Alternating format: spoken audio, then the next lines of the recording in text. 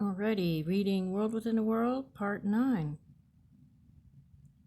This is page 76, February 17th, 1956. I might have read this in the last one, because I don't remember exactly, but if I repeat it, that's okay. Okay, so as we entered deep within the bowels of the earth, relics of ancient civilizations were found and, permeated by light, became alive for us. Buildings were wrought. Oh, yeah, I read this before, but it's good. Buildings were wrought of indestructible material. They were revealed to us in jeweled colorings and stood forth against a background of color tone which indicated that they had been constructed by the same means by which we were able to observe them, by a process unknown to man of this period. But great rulers of such civilizations were solar beings who could dwell in any sphere of existence. And once the earth had been a magnificent dwelling place for such as they. The fall of man became a living thing before our eyes, and we were able to envisage his past greatness in the descent of consciousness into material form, and hence into burial within that form until the time of resurrection. We could also see that these ancient lives were still potent and had a quality of livingness which must be restored to the earth which they cherished. From these discoveries, we were able to envision the new heaven and the new earth. We knew without a shadow of a doubt that the unveiling of the so-called past is a fundamental part of the future of man, that all things are one, ever existent in the records as they continually unroll. March 3rd, 1956. We began to use the powers which were inherent within our light radiations to enter the heart of the earth, there to find a remnant of a higher civilization than the present man of earth has known. We saw that which had been built by an architect of cosmic realms. We understood that man had descended from a point in consciousness much higher than he could now apprehend, and that from these remnants we were to learn how to build again. We knew that humanity can only build what can be conceived in consciousness, that the radiations which made it possible for us to enter the heart of the earth and discover its former glories would help us to bring again an awareness of what has been lost, like some long forgotten memory.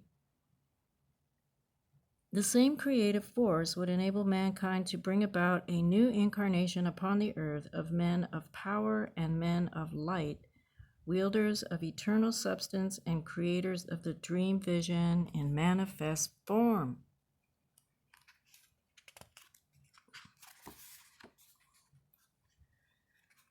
March 9th, 1956. It is an arduous path we have to tread, razor-edged, filled with difficulties, because the mind is a constant betrayer of the real, and most human beings come so slowly to full acceptance that they are in reality sons of God. It seemed to us that our incarceration underground, away from our fellow men, and removed from any of the comforts of civilized living, was the ultimate in evil. Quote, man's inhumanity to man, unquote. Yet out of it came an expansion of consciousness which permitted us to discover that the powers inherent within man were indeed godlike. The teachings of the Master Jesus are simple. They state plainly that man is a son of God, filled with like powers and capable of doing anything that he believes is possible. But he must believe. He must take the steps to eliminate weakness, fear, doubt, and the belief that he must follow the pattern set by others.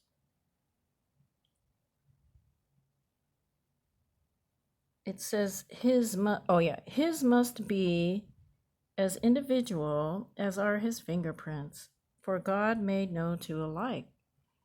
Yet in our oneness with God, we are so united that there seems to be only one, the all-knowing presence of good. We came to see, as we found our way within the depths of the earth, that life is ever present. Within each clod of earth there was the substance of being, radiating life to its kind and capable of radiating it in greater degree as we brought our radiations to bear upon it. We came to see how all man's needs might be met. As he becomes one with the earth responds and gives according to what he has planted. So does the mind, or its substance, give forth that which is implanted as the thought seed and manifests according to its kind. We came to know the response of the earth, its desire to yield to man its riches, and there are riches beyond our powers to describe, still held within its bosom and ready to spring forth at the touch of the understanding mind and the uniting of the qualities within the radiations of the light. This is the next step that man must make in his progress. March 16, 1956. As we came upon the cities of ancient times, those in which man dwelt when he knew himself to be a godlike being, we found that there were many clues to the identities of those who dwell on earth today. We found evidence that we had at one time been a part of this civilization, for we could recall portions of what we found and knew ourselves to be the same beings who had helped to build them.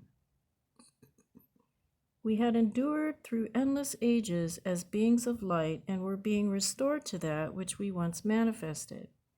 We also knew that incarnation in any age must be worked out according to the desire of the being to expand and endure, but always without the help or hindrance of lessons learned in a former lifetime. Let me repeat that, sorry. We also knew that incarnation in any age must be worked out according to the desire of the being to expand and endure, but always without the help or hindrance of lessons learned in a former lifetime. Exactly. Okay, sorry. We discovered that remnants of former lives must of necessity float somewhere in the consciousness, but until all lessons are learned, the whole continuity of the consciousness could not be revealed. March 22nd, 1956. In our experiments, we found that the solar substance, as revealed to us in its ephemeral mode, was in reality a part of the resonance with which our world is filled. We also came to see that man and his earth are one and the same, the only difference being in the rate of vibration. That all was light, and moving as substance became form according to the idea or image given to it. The earth was being reformed, as it were, by the manipulation of man's thought powers, but so long as he regarded it as dense matter, it could bear for him only such things as he imagined to be true. We believe that another star is a light in the firmament, the earth of the Christ, and as man comes to see its glory, he will behold the whole universe alight and at his disposal. March 31st, 1956. As we eased into the harmonies of the higher levels of expression, we came into a color field which helped us mightily in conquering all apparent obstacles. Release can be found in the soft spring yellow of the daffodils. Behold the azure sky above, the green of spring grass beneath your feet. Feel yourself floating out gently in the soft, silvery blue currents, which mean that you are enveloped in the light of spirit, and enjoy the time spent in whatsoever you are doing. As you come to give color tone a place in the pattern of your days, you will find it becomes a constant harmonizing relationship with earth life and that of the cosmic field in which your work must be done. We entered the earth domain and began to feel at home in it. Instead of being miners, we became prospectors in the heavenly lodes. We found jewels of great worth and came to understand how they came into manifestation. We discovered that we had means of communication with groups all over the earth plane, whether hidden in the earth or walking its surfaces, whether in the etheric levels which surround it or high above it in the cosmos. Thus we found that time and space were but relative. We came to learn how to use substance according to our desire to create form. We came to know that all is the one universe of light, and in it we can dwell wheresoever we can build our temple of light. April 6, 1956. Time or place is not the conditioning influence, but the faculty of the being to lend itself to the outpouring of good. As we harmonize with the light currents above us, the lower ethers respond and harmony comes about. There is nothing that can destroy man but himself. Whatever quality of being he represents draws unto itself that quality. His consciousness must be open to new realms of being before they become real to him. April 13, 1956. April 13. Man's thought powers are his own, but whether he knows it or not, he reflects that which is within the whole stream of consciousness and is affected by it. Where the consciousness is closed to the higher radiations, the individual mind becomes warped and limited in its power to receive. But each degree of expansion in the consciousness of those who bear the light elevates the whole stream of consciousness.